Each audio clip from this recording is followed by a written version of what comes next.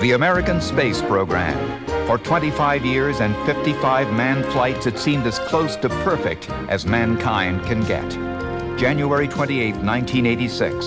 7 astronauts, including New Hampshire school teacher Christa McAuliffe, board the Space Shuttle Challenger and rocket toward the heavens. School children across America tune in to watch. Before the nation's eyes, it happens.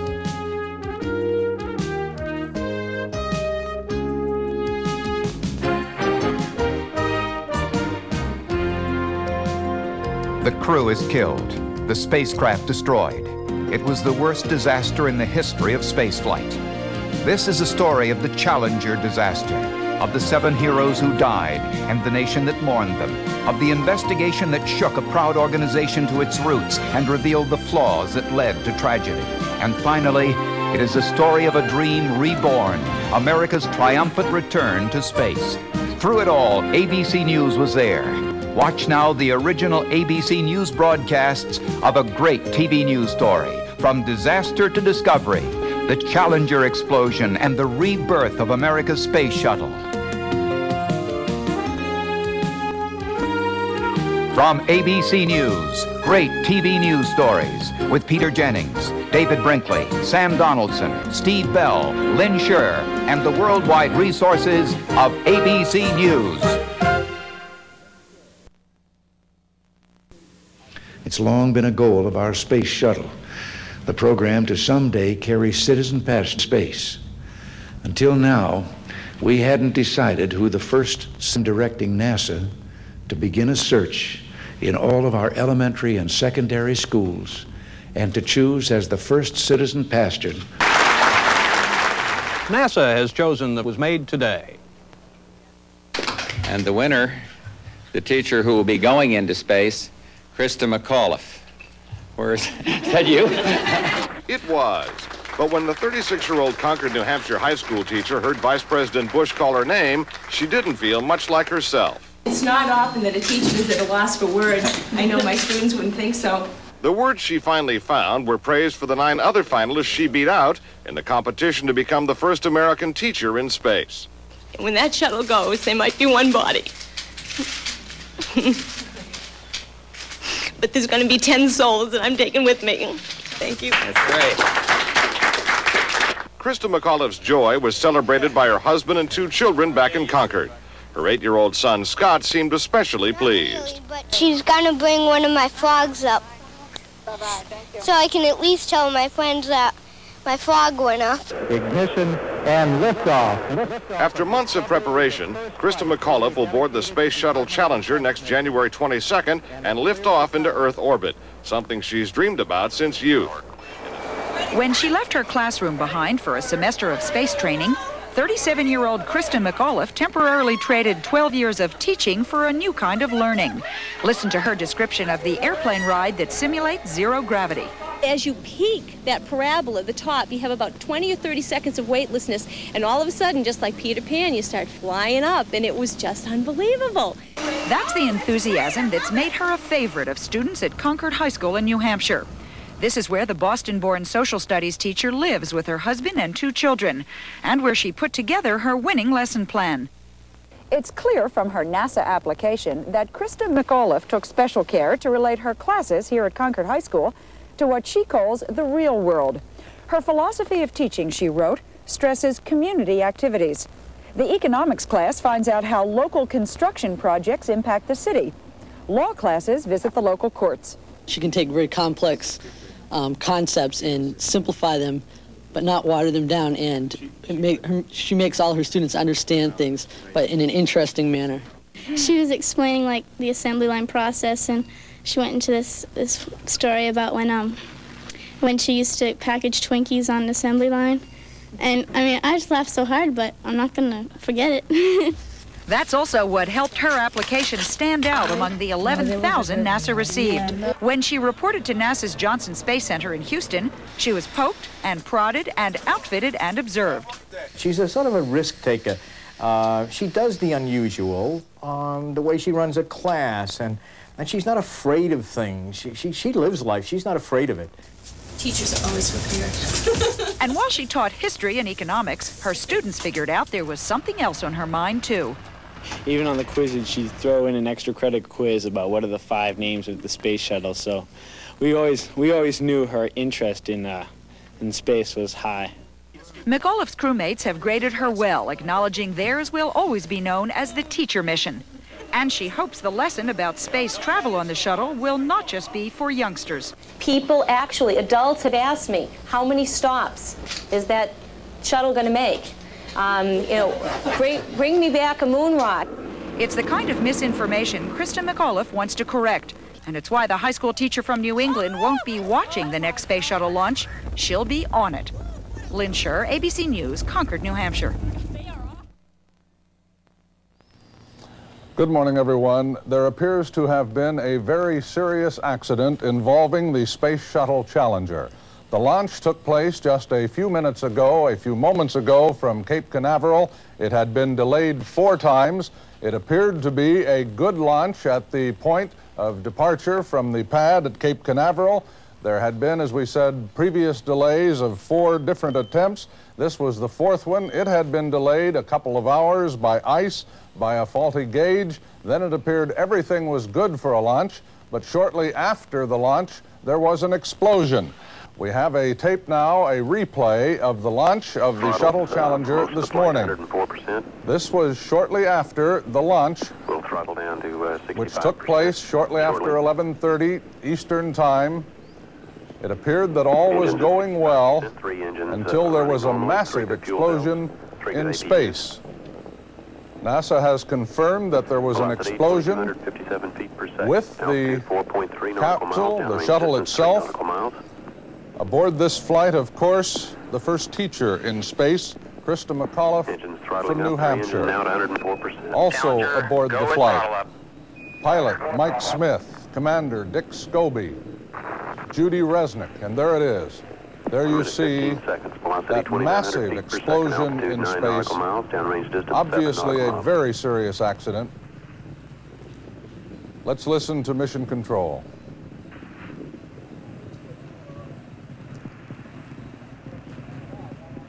No communication at this precise point. They have assured us that all rescue procedures have been put into effect, but line of sight, it certainly appears to be a most serious accident, unlike anything else in the shuttle program.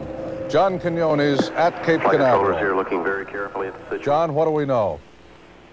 Well, Steve, no one is saying anything here other than there has been an explosion. Contingency procedures are underway. Recovery forces have been sent out into the field. Preliminary word is that the remains of the vehicle have landed somewhere in the ocean. We don't know how far, but there's been no explanation as to what happened about 90 seconds after liftoff, and it was a picture-perfect liftoff. Suddenly, as you saw it there, it exploded. There is no word on what happened. The president is concerned. He is saddened. He is very anxious to have more information on it. At the moment, as I say, we're learning most of our information from what the public is getting. With me now, Peter Jennings, who has been at the White House this morning and is here in Washington with me. Peter, you've been following this shuttle program like the rest of us. Just a tremendous shock so shortly after liftoff. In fact, Steve, I must tell you, you heard Larry speak, sir. I was actually sitting in the White House with a group of other correspondents waiting for the president to come in and talk to us about the State of the Union message, and Don Regan, the chief of staff, was handed a note and said to us simply, the space shuttle has exploded, details to follow, at which point I fled the room, and I sympathize with Mr. Speaks at this point because he indeed is getting virtually all of his information at this point from us.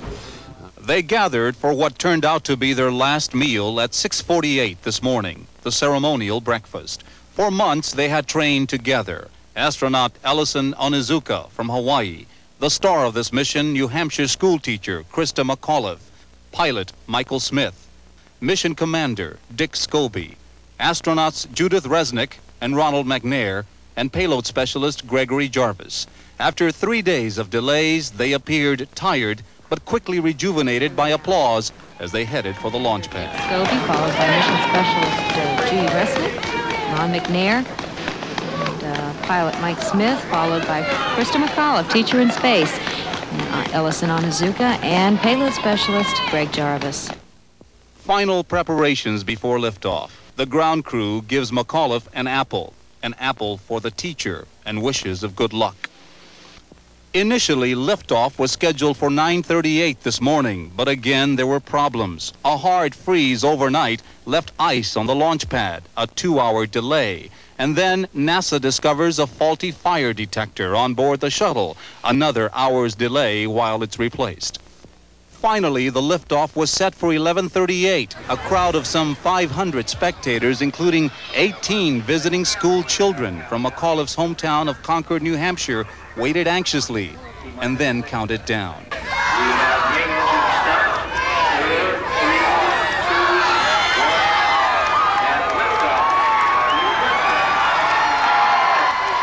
The liftoff appeared flawless. The spectators, including Christa McAuliffe's parents, Grace and Edward Corrigan, watched proudly through tears of joy. 65 seconds into flight, NASA Control orders Commander Scobie to go to full power. Challenger, go with throttle up. Roger, go with throttle up. Suddenly, an explosion. Flight controllers here looking very carefully at the situation. Obviously a major malfunction. NASA loses all communication with Challenger, but the crowd still does not realize that something's gone wrong. Within seconds, Challenger disintegrates. We have a report from the flight dynamics officer that the vehicle has exploded.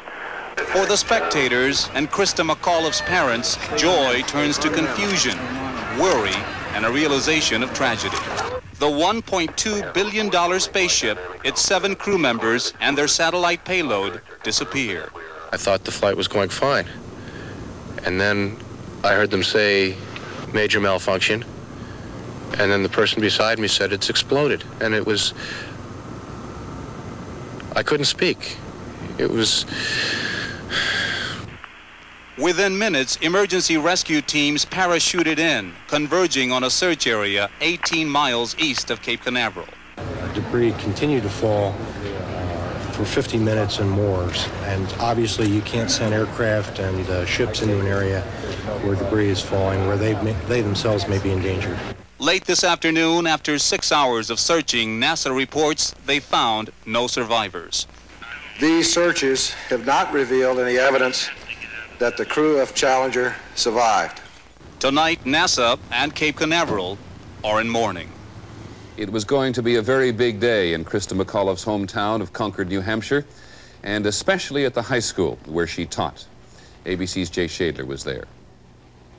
Christa McAuliffe's students and friends at Concord High School were ready to watch a dream come true this morning. Instead, they became witnesses to a nightmare. 2, 1, and liftoff. In the moments after the launch, their celebrations drowned out the first news of the tragedy.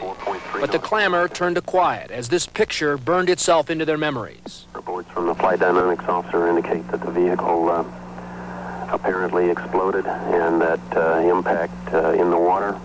Some people were covering their eyes, and some people were just watching the TV set with a blank look on their face. It was really quite dramatic. At first, you know, everyone was really happy, all these smiles, and then suddenly you saw a lot of people crying in the halls, and it was really cool. Sentiment with a local reporter. Yeah, it's going to be hard to watch because I want her to be safe, and I want her to have fun.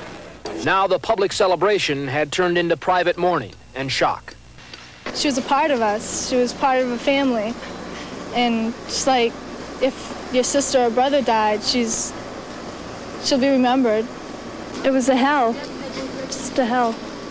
A special counselor will be brought to Concord High tomorrow to help students begin dealing with their loss. But perhaps Christa McAuliffe's own words echo the best advice. To follow your instincts and go for your dreams, and I hope they achieve that. Jay Shadler, ABC News, Concord, New Hampshire. In classrooms around the country today, with someone from the classroom world lifting off, it was as if they all were. What are you feeling? Oh my God. What are you feeling? Goosebumps all over. Yeah. James Rowley was a semi-finalist in NASA's Teacher in Space selection. We have a report from the flight dynamics officer that the vehicle has exploded. Flight director confirms that. We're looking at checking with the recovery forces to see what can be done at this point. Cameras? Brought in for the new age's first formal classroom lessons from outer space, our children were suddenly taught instead the old lessons of mortality. Judy Reagan, there it is. There you see that massive... Of the real risk, which gives any victories their meaning. Well, I was really amazed to see it because I never thought explosion would really ever happen. I was pretty scared because I thought it could have been my science teacher that was going to be hurt in it. A finalist in the teacher selection. It's something that'll take a long time for people to get over, but I really feel that it's worth every effort to continue the space program. Space Shuttle explode, get it right now.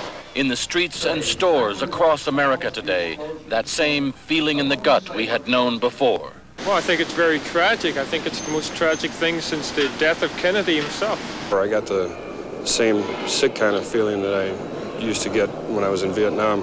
Just a horrible feeling. The feeling that you get, that cold feeling all over that only happens maybe 5 times in your lifetime. We were all set up for it, watching this shuttle flight especially because this time the space age was really going to begin. One of us was going, not just a teacher, but a mother, a private citizen, your neighbor. That's very upset. After all that about Christa McAuliffe, it's almost as if you know her. When Challenger was 10 miles up and 18 miles down range and that explosion occurred, we all knew a great deal about Christa McAuliffe, but we've become so accustomed to the shuttle going up and coming down now that the other astronauts on board were just not as well known to us. Well, they are today, and ABC's Stone Phillips has been looking at them. When they posed, it was like a portrait of America. Men and women, war veterans and first-time astronauts, parents, and even a classical pianist. Their commander was Francis Scobie, age 46, from Washington State, an astronaut after 22 years in the Air Force. This was his second shuttle mission. Second in command, pilot Michael Smith, age 40, a decorated Navy pilot from North Carolina. Like Scobie, he'd seen combat in Vietnam and trained as a test pilot. And like the commander, he was a husband and father. This was Smith's first shuttle mission. Mission specialist Ellison Onizuka was the first Hawaiian astronaut who believed in the benefits of the space program. There are a lot of outcomes from these projects which will affect both our society and the rest of the world. Onizuka is survived by his wife and 2 daughters. 36-year-old mission specialist Judy Resnick was a shuttle veteran, her assignment to operate the shuttle's mechanical arm. She was on board the shuttle Discovery in 1984 when a launch was aborted after the engines had fired. Gregory Jarvis was on board to conduct tests on the effects of weightlessness on liquids carried in tanks. Born in Detroit, trained as an Air Force satellite engineer, Jarvis was on his first shuttle mission. Ronald McNair, age 36, from South Carolina, brought a background in physics and laser technology to the shuttle program. This was the second trip to space for a husband and father who saw space travel as a calling for mankind. I see it as something that we must do, and I see it as something that's part of man's nature to explore. These 6, along with Christa McAuliffe, the first teacher in space, now a tragic page in NASA history. Stone Phillips, ABC News. We now go to the White House and President Reagan. Ladies and gentlemen, I'd planned to speak to you tonight to report on the State of the Union.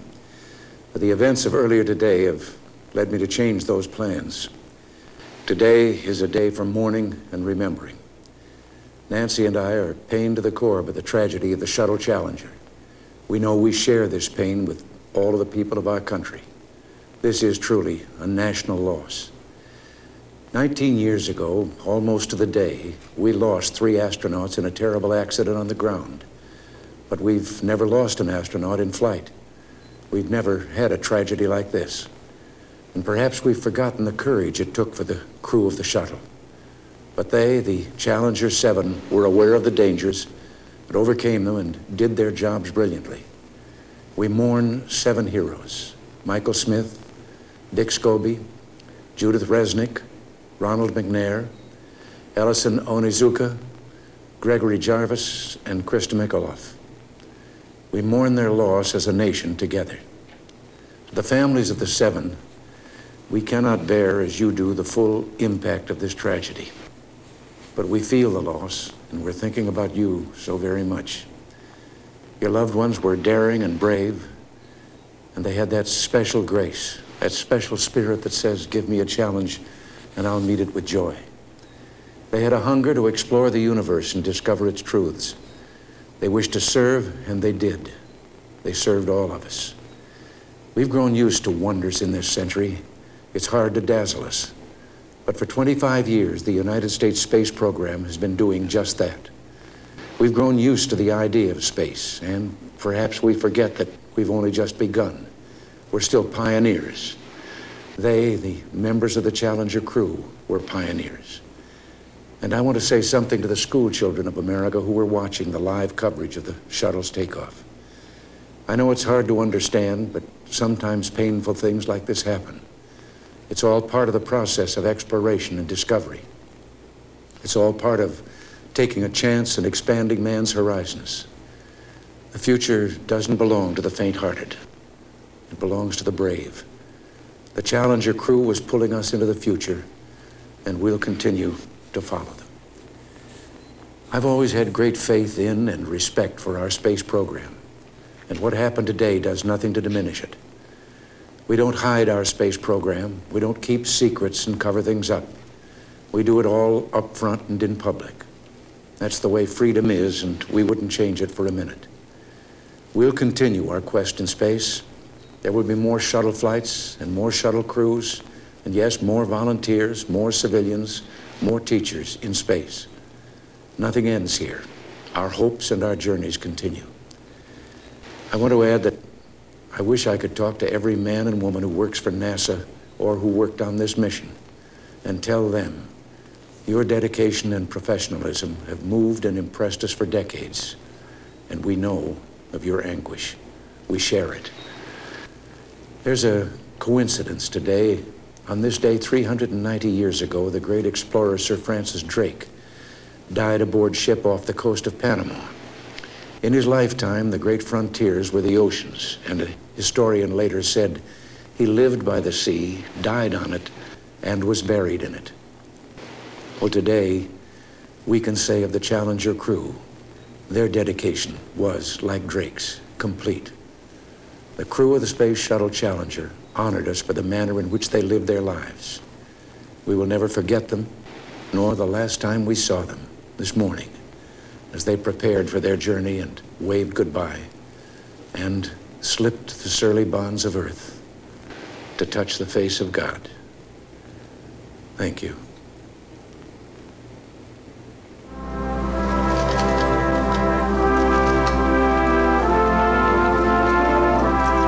They gathered in the open air, surrounded by the buildings that house the space program, for a simple, plain memorial service.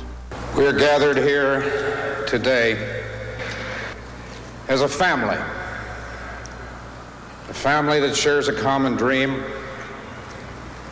common goal, common commitment, and now a common tragic and devastating loss. The President and Mrs. Reagan sat with the immediate family members of the lost crew, and behind them sat other relatives and friends, space agency officials and employees, members of Congress, and other dignitaries, including Senator Edward Kennedy, whose brother, the President, gave the space program such a boost, and that President's children, John F. Kennedy Jr. and Caroline. They all heard Mr. Reagan strike a note of sadness and of perseverance. We remember Ronald McNair, who said that he learned perseverance in the cotton fields of South Carolina. His dream was to live aboard the space station, performing experiments and playing his saxophone in the weightlessness of space. Well, Ron, we will miss your saxophone, and we will build your space station.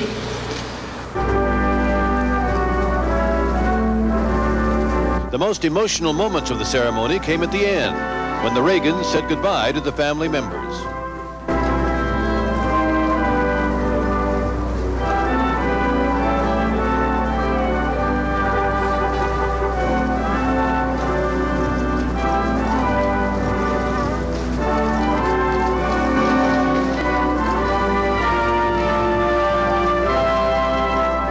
A final salute as T-38 trainers flew over in the missing man formation. The Challenger crew gone, but not forgotten. As the nation grieves, the search for what went wrong begins. NASA examines the performance of the shuttle's three main components. The orbiter, where the astronauts live and work during their time in space. The huge orange fuel tank in the center. This aluminum skin tank burns liquid fuel through the ascent stage and is discarded after use. The solid rocket boosters, two of them, one on either side. These reusable tubes burn solid rocket fuel and supply the tremendous power needed to lift the spacecraft into orbit. From the start, speculation on the cause of the tragedy centers on the solid rocket boosters, or SRBs. From ABC News, The Weekend Report, here's Britt Hume. Good evening. NASA tonight released new photographs and videotape which appeared to confirm reports the space agency is focusing on one of the solid rocket boosters as the source of the trouble that led to the explosion of the Shuttle Challenger. NASA officials, however, refused to speculate on the meaning of the pictures and said they have not determined the cause of the explosion. John Quinones has more from Cape Canaveral. For 5 days now, NASA investigators have been painstakingly studying impounded photographs, videotapes, and all flight data from Challenger's 1 minute and 15-second ascent to disaster. Tonight, the investigating board released videotape and photographs, which clearly indicates the possibility of a fuel leak. NASA calls it a plume on one of the shuttle's solid rocket boosters. The videotape and the still photo frames show an unusual plume on the right-hand SRB, which is under investigation. Officials will not comment on the cause or the effect of the fuel leak, but sources close to their investigation have told ABC News' Jules Bergman that Challenger's explosion is believed to have been ignited by the rupture of a seam within the rocket booster on Challenger's right side. Flames shot directly at the shuttle's external fuel tank, sources say, and 9 seconds later, Challenger erupted in a massive fireball. NASA says investigators must examine thousands more pictures before they draw any conclusions. President Reagan today shunted NASA aside in favor of an outside commission to investigate the Challenger disaster. It's time now to assemble a group of distinguished Americans to take a hard look at the accident, to make a calm and deliberate assessment of the facts, and ways to avoid repetition. The president said he wants a report within 120 days. William P. Rogers, Secretary of State in the Nixon administration, was named chairman of the commission. Neil Armstrong, former astronaut and first man on the moon, vice chairman. Other members, former test pilot Chuck Yeager, astronaut Sally Ride, Nobel physicist Richard Feynman, and Washington lawyer David Acheson. Chairman William Rogers swore in his blue ribbon panel this morning, and they got right to work, taking testimony from top NASA officials, much of it a kind of primer on the space shuttle system. But they quickly discounted recent speculation that below freezing temperatures on launch day might have contributed to the accident. We had no concern for performance or safety of the flight articles at that time, nor do I even at this time. Although they admitted the solid rocket fuel is not meant to be used in temperatures below 40 degrees, they said the bulk mean temperature at launch time was well above that. And they said while there was some concern that rubber O-rings used to seal the rocket joints might be affected by the cold weather, shuttle managers and Morton Thiokol, who make the rocket boosters, were convinced there was no problem at a meeting the night before launch. And the discussion centered around the integrity of the O-rings under lowered temperature. And Thiokol recommended to proceed in the launch. The focus of today's commission meeting was seals, specifically the twin rubber O-rings designed to keep solid rocket fuel from leaking out of the metal casing. NASA officials admitted that examination of boosters retrieved from previous flights indicated some failures of the seal system at the field joint, the spot where two segments are joined and where the flame appeared that may have caused the shuttle explosion. There were 7 instances of hot gas jets searing through the putty lining and causing partial erosion of the primary O-ring. There were 2 instances of soot deposits behind the primary O-ring. And although NASA says a secondary seal was eroded only once on a different joint, they never observed the sort of complete burn-through that could have triggered Challenger's demise. In any event, they said their own testing had assured them the seals were still holding and they had plenty of margin for safety. We could take 3 times what the maximum amount of erosion that we had observed, and thus we concluded that that was a acceptable situation. That's not what NASA employee Richard Cook said in a memo to his boss last summer. He wrote of potential failure of the O-rings that could be catastrophic. Today, Cook testified that as a controller, he'd written the memo for budgetary reasons. But under intense questioning from Chairman William Rogers, he explained, I wrote it because I felt that it was a serious enough situation that until these various issues were resolved with the SRBs, that they had to be taken care of before the shuttle could safely continue. New pictures released by NASA appear to show there was a problem with the booster rocket almost immediately after ignition. Here's ABC's Lynn Scher. The newest pictures released by NASA showing an unusual burst of dark smoke towards the base of the right solid rocket booster illustrate why the investigation has so far focused on the rocket as the source of the accident.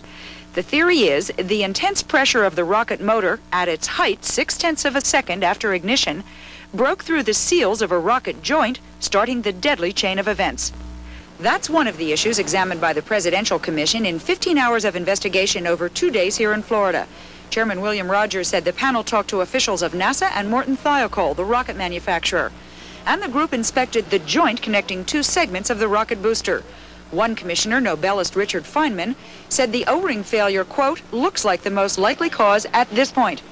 For the first time tonight, there's an official indication that the decision to launch may have been at fault in the explosion of the Shuttle Challenger. The Presidential Commission investigating the disaster says it has now looked into how that decision was made and found, quote, the process may have been flawed. Accordingly, Commission Chairman William Rogers has requested that no one associated with that process be involved in NASA's internal investigation. The Space Shuttle's 2 solid rocket boosters are too big to make in one piece, and so they're made in sections. Where the sections are joined, it is impossible to get a tight, perfect seal between 2 huge pieces of metal, and so they put flexible seals called O-rings between the sections to fill in any cracks that may occur. A lot of evidence now suggests that one of these rings failed, melted perhaps, and allowed fires to shoot out sidewise through the crack. A commission appointed by President Reagan has been investigating this and other questions all week. Before we talk to our guests, some background on this from Jack Smith. Jack? Commission, come to order, please. David, it was the only show in town, if not in the country this week, and the President's Commission on the Shuttle Disaster saw its best evidence yet of what may have occurred. Photographs of the shuttle showing a puff of black smoke from the suspect right booster rocket at the moment of launch itself. We feel that that's a leak, may or may not be related to temperature, and we feel it's coming out of the most likely spot is the joint between the aft booster and the aft segment. It's widely believed now that a seal gave way in a joint in one of the rocket boosters and that this caused the plume of white-hot exhaust gas later in flight, which apparently touched off the explosion that destroyed Challenger and its crew of 7. It was originally seen exclusively as a case of equipment failure, but this week's hearings revealed a failure in human communications as well. NASA, it turns out, knew for years the seals were flawed, and the night before launch, warnings the shuttle could explode were disregarded. Monday, January 27th, a scheduled launch is aborted because of bad weather. The temperature turns cold, so cold that night foot-long icicles begin forming on the pad. Engineers at Morton Thiokol, which manufactures the boosters, call a teleconference and unanimously recommend against launch the next day. I made the direct statement that if anything happened to this launch, told him I sure wouldn't want to be the person that had to stand in front of a board of inquiry to explain why I launched this outside of the qualification of the solid rocket motor. There was never one positive pro-launch statement ever made by anybody. On previous flights, Thiokol engineers had noticed that in cold weather, the 2 rubber O-rings used to seal the booster's joints tended to fail. With launch temperatures predicted in the 30s, 20 degrees colder than ever experienced, they feared a leak and an explosion. But NASA managers in the East strongly objected, and after a heated debate lasting much of the evening, Thiokol management in Utah overruled its engineers, and Thiokol Vice President Joe Kilminster sent NASA the authorization to launch. As for NASA, it denied using pressure, but the commission was still baffled. Did any of you gentlemen prior to launch know about the objections of Thiokol to the launch? I did not. senior NASA officials were never told. Mr. Reinhardt, are you telling us that you, in fact, are the person who made the decision not to escalate this to a level 2 item? That's correct, sir. If this were an airplane, an airliner, and I just had a 2-hour argument with Boeing on whether the wing was going to fall off or not, I think I'd tell the pilot, at least mention it. I had none of the knowledge of any dissension that was going on within the internal discussion at Thiokol. None of that was available. The hearings revealed that problems with the O-ring seals should have been well known. As recently as last July, engineers at Thiokol had written warnings to their superiors. We stand in jeopardy of losing a flight along with all the launch pad facilities. Now, was any warning or flavor of that very serious letter transmitted to anyone at NASA, to your knowledge? No, sir, not that letter. I had never considered the seals as a threat to flight safety because I thought adequate margin was available. Yet NASA itself, in this report 3 years ago, concluded the seals were weak and could cause loss of mission, vehicle, and crew. The commission also learned that a second contractor had objected to launch. Icing on the pad was so severe that Rockwell, which makes the orbiter, feared damage to the shuttle from debris during ignition. But this is what happened to Rockwell's views as they were passed down the line. I then called my 2 program managers who were in Florida at 5:45, and I said, we cannot recommend launching from here. I said that Rockwell could not assure the safety of flight. My interpretation of the input that was made to me in the mission management team meeting that I described is that a concern was voiced, and it was not an objection to launch. Does everybody know what everybody else is recommending?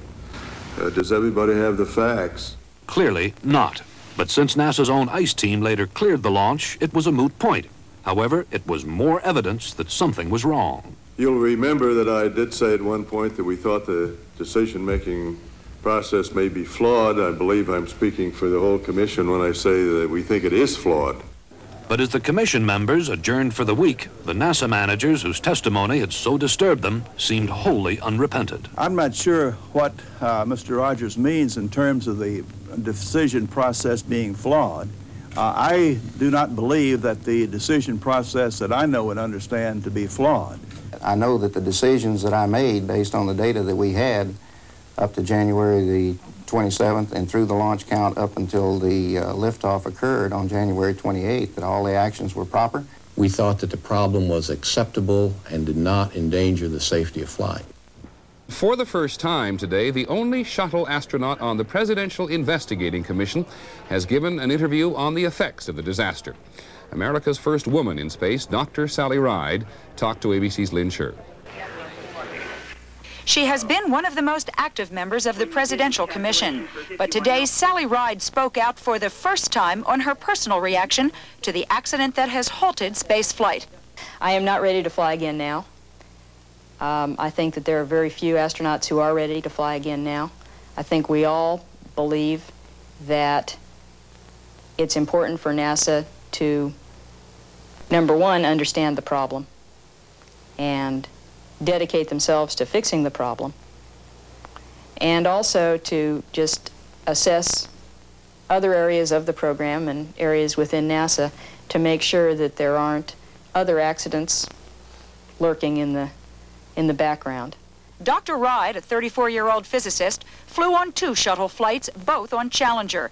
I pictured the feeling of excitement that I'd had during that launch, and then picturing the accident and focusing back on the accident.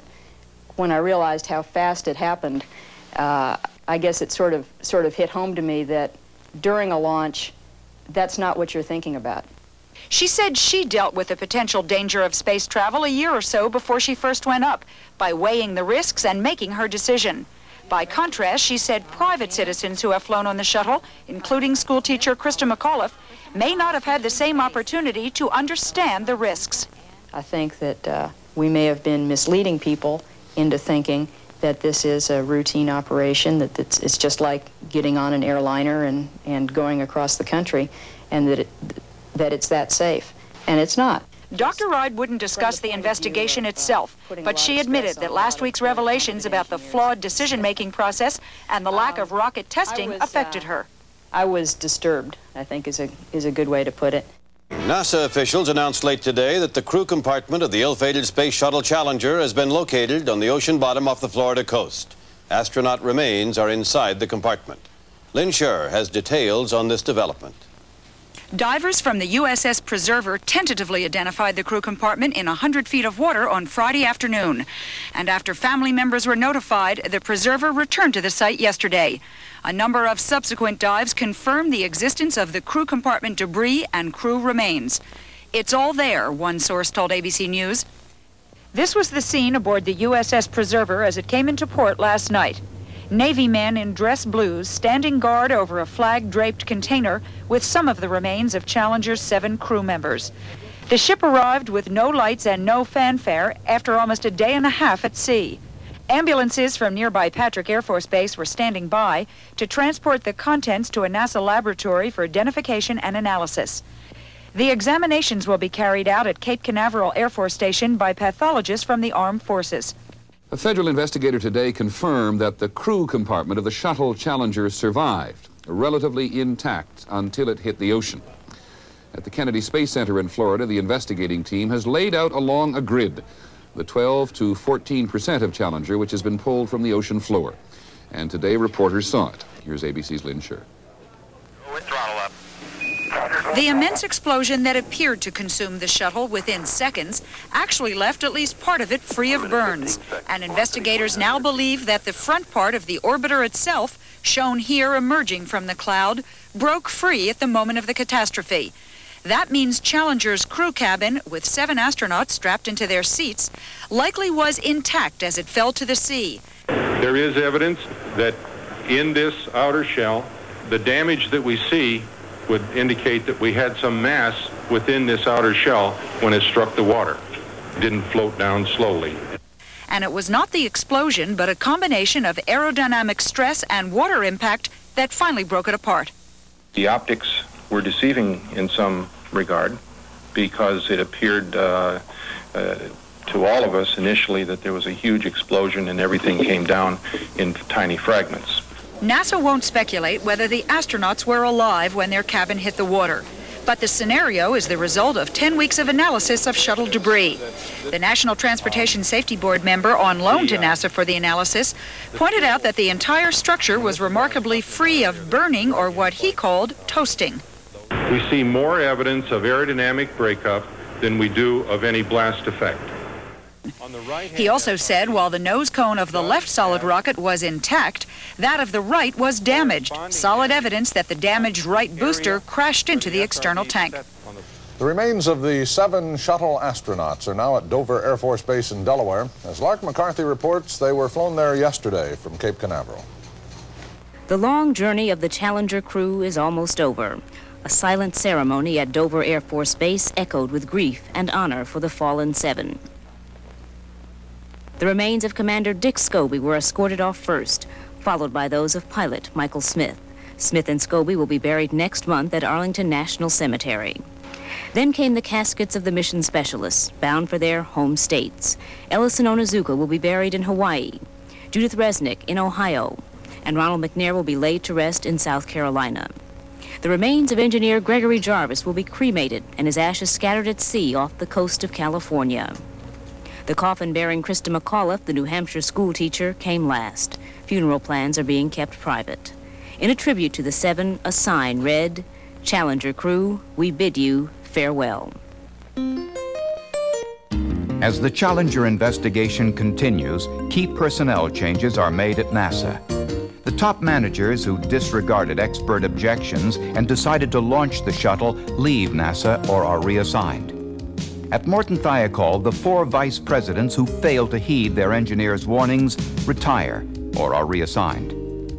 The Rogers Commission report, released in June 1986, identifies the failure of the solid rocket booster seals, the O-rings, as the primary cause of the Challenger disaster. NASA's decision-making process is cited as a contributing factor. NASA is ordered to make sweeping technical and organizational changes before the shuttle can fly again. America's space program is at a standstill for 2 years, while NASA completely redesigns and rebuilds the shuttle fleet.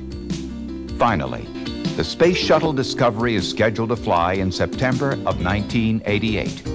Discovery is to be the crucial test of America's ability to return to space. From ABC News, The Weekend Report, here's Tom Gerald. Good evening. The Space Shuttle program, grounded for a year and a half after the fatal mishap involving the Challenger crew, roared back to life today, at least on the test pad. After a couple of earlier aborted attempts, a redesigned Space Shuttle booster rocket was successfully test-fired for the first time. It rekindled hopes that the shuttle missions might be resumed as early as next June, as Sylvan Rodriguez reports. 3, 2, 1. Intensely bright flames lit up the Utah hillside for 2 minutes and developed the kind of pressure experienced during an actual launch. The key test involves the redesigned joints, which now have 3 O-rings instead of 2, and an added metal lip to prevent gas from leaking. After the test firing, which developed 2.8 million pounds of thrust, engineers were pleased with initial results. To get to the day when we have the first full-scale, full-duration, full-thrust test of the flight motor, and to get that behind us and let us keep climbing this mountain of work that we have to do is a day for a couple of grins, and so bear with us. The redesign is 3 for 3. We had 2 good tests earlier in the month, and from all external indications, this one is the same way. Engineers did spot a small problem with the water system designed to cool the motor after the test firing. That resulted in some burned insulation. It will take engineers a month to analyze all the data, but for now they are confident this country's space program is on the right track for returning to space safely. Sylvan Rodriguez, ABC News, Brigham City, Utah. One of the shuttle astronauts today declared, "This is what I call a happy 4th of July." What made it special was the rollout of the shuttle Discovery to its launching pad. The space agency insists it was just a coincidence that it happened today, but it made for a very happy and emotional holiday at the Cape. Bettina Gregory was there. NASA hopes today was the dawn of a new era for the space program. Discovery approaching the launch pad on its huge diesel-powered tractor, the end of a 4-mile journey to the launch pad that took 6 hours to complete. But it's taken NASA 2.5 years to roll out the first shuttle since the Challenger explosion. Thousands of NASA workers and their families drove by, waving, snapping photos, and elated at this milestone. Great! Love it! The shuttle rolled out of the vehicle assembly building 50 minutes late. Astronaut David Hilmers took it philosophically. You know, we've waited so long, I guess, that maybe the 45-minute or so delay that we had was maybe somewhat appropriate. But NASA workers packing grandstands at the ceremony didn't seem to care. Well, I'd be out here at 3 o'clock in the morning if that's when it was going to happen. 15,000 workers here at the Cape signed a book which the crew will carry into space aboard Discovery. Hilmers accepted it on their behalf. The mark of a great nation, of its greatness, that it can rise again from adversity. And with Discovery, rise again we shall. When Discovery finally lifts off, it will fly what NASA calls a conservative mission. The trip will be brief and limited. 4 days to launch a communication satellite, like the one destroyed in the Challenger explosion. But it is not business as usual. Among more than 400 changes, a new escape system. If 2 engines fail, astronauts can blow a side hatch, slide down a pole, then float to sea by parachute. That replaces what was euphemistically called a water landing, which no one ever believed astronauts would survive. And while the new escape system wouldn't have saved the Challenger astronauts, it is welcomed by the Discovery crew. This escape system that we have, albeit limited in capability, would be our only hope to survive. Survival is very much on their minds, and they've memorialized their Challenger colleagues with 7 stars on their mission patch. Commander Rick Houck underscored the importance of this mission. We clearly could not afford to lose another vehicle, much less another crew. When Columbia flew on its maiden shuttle voyage, NASA hoped simply that it would go up and come down. 7 years and 25 missions later, that is exactly what they want for Discovery. Lynn Scher, ABC News, at the Johnson Space Center, Houston. President Reagan today, with only 4 months left in his presidency, has tried to give the U.S. space program a major boost. 1 week before the shuttle Discovery is scheduled to lift off, the president went to mission control in Houston. ABC's Sheila Cast was with him. On landing in Houston, the president deflected the question, would he like to go up in space, with a quip. I've been there for several years. But at the Johnson Space Flight Center, Mr. Reagan was not joking. Many hopes are pinned on these 5 astronauts who showed the president around a mock-up of the Discovery shuttle they're scheduled to take into space a week from today. The last time Mr. Reagan was here was 2.5 years ago, when he comforted the relatives of the astronauts killed in the Challenger disaster. 2 of those families, along with the Discovery crew's relatives, were back today, as the president remembered. When the Discovery takes off, 7 precious souls will soar beside it, the 7 heroes of the Challenger. The president did not focus on the tough budget choices among space projects, which his successor will face. Instead, he listed many technological goals, including a space-orbiting airplane and a manned space station within the next 10 years. It is mankind's manifest destiny to bring our humanity into space, to colonize this galaxy, and as a nation, we have the power to determine whether America will lead or will follow. I say that America must lead. The president told the employees they launched not only rockets, but dreams. His aim here was to add momentum to that dream. Sheila Cast, ABC News at the Johnson Space Flight Center. T-minus 15, 14, 13, 12, 11, 10. We're go for main engine start. 7, 6. We have main engine start. 3, 2, 1, 0. Liftoff. Americans return to space as Discovery clears the tower. Roger and roll, Discovery. Cruise control program, Houston now controlling. Go, baby. 3 engines at 104%. Wow. 3 good APUs, 3 good fuel cells. Standing by to begin, throttle down to 65%. Engines throttling down now to maintain a certain speed as the spacecraft passes through max Q.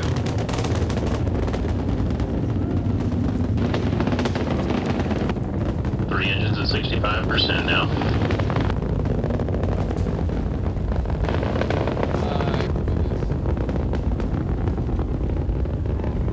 Standing by to see engines begin to throttle back up at about 59 seconds.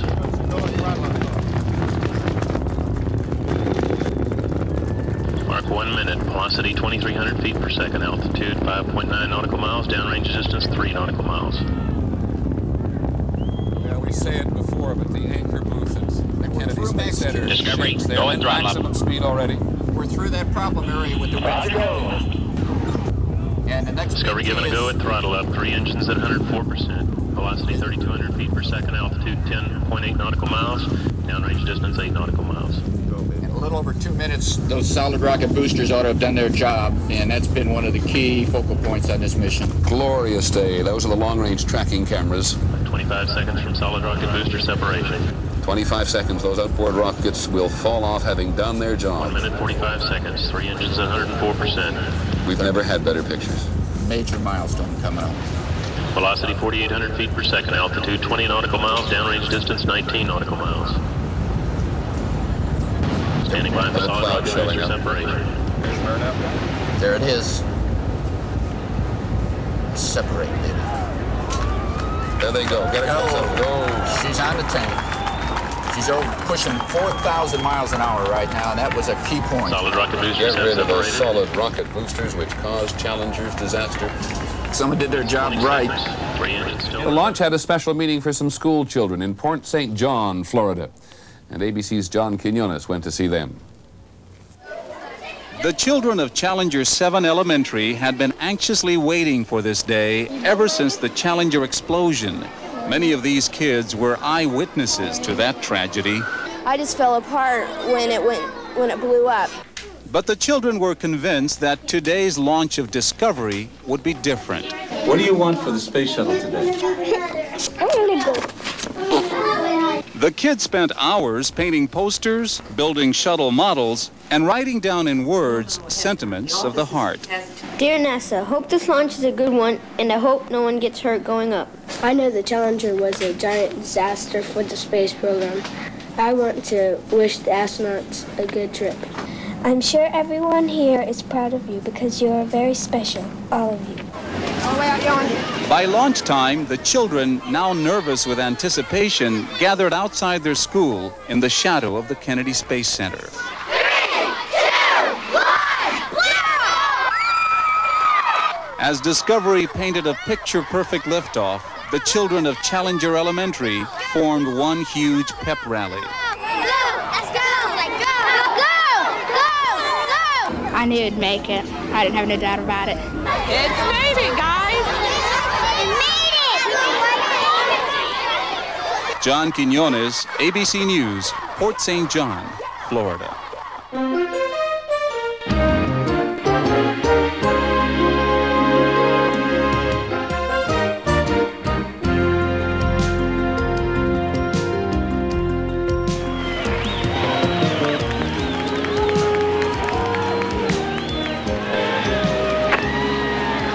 Gear down.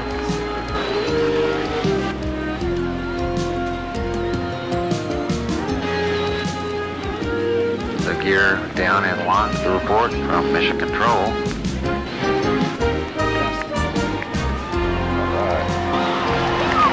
Main gear touchdown.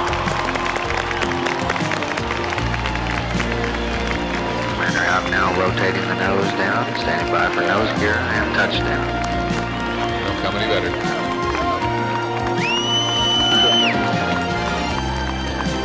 Like a baby. Now, one of the problems they had in earlier landings was flying the brakes on. Everything looks just to have been smooth as silk here. In the distance, the national anthem.